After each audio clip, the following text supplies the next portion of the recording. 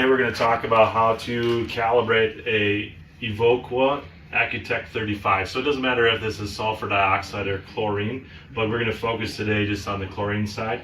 So on the inside of the building we have the gas detector itself, but the sensors here and inside is the detector or the monitor, and it doesn't matter with this way, either one you've got, if it's got the milliamp output and the digital display, or if it's just the LED lights themselves.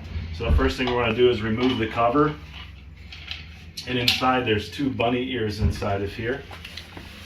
So we've got a positive and a negative, and then we have two pot switches. It's important so when we do this that we only touch the zero, not the span. Span would be if you're adding a span gas. So we want to make sure that we're only touching the span. So in this particular one, the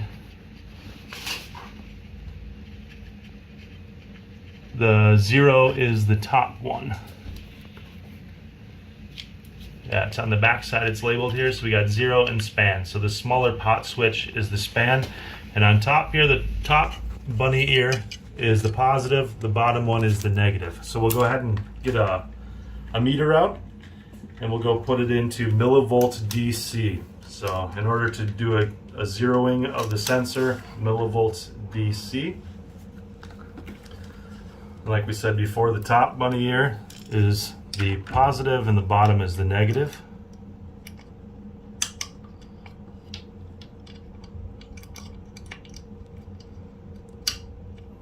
So we click our probes into there. Then as you can tell, this one's off a tad, so we got 4.5 millivolts. So we'll adjust that pot switch until we get down to a true zero.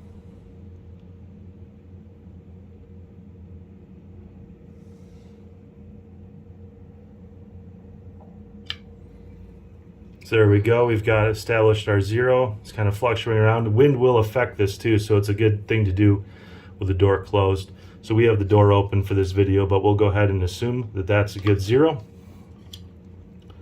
So we'll go ahead and pull our meter off. And at this point, what we're gonna do is we're going to take and mix a 50-50 concoction of just standard 5% Clorox bleach and distilled white vinegar.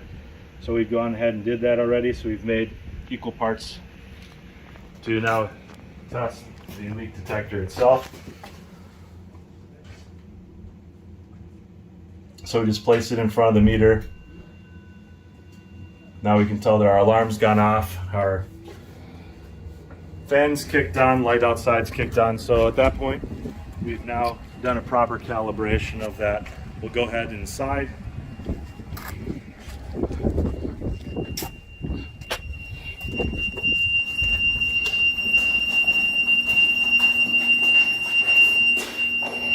And it tells us what our parts per million is there, and we'll go ahead and acknowledge that alarm.